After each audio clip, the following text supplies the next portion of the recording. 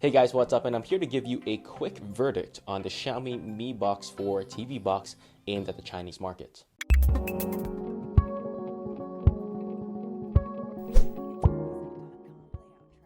So long story short, if you don't live in China, do not buy this, just because it's very hard to get Google Play onto this box.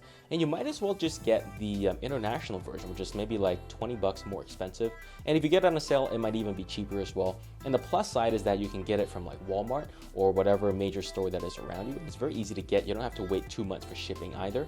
And the thing is, that box is actually more powerful than this box as well. And because this is aimed at China, again, there's no Google Play, you do get a pretty nifty remote that kind of resembles the Apple TV box remote.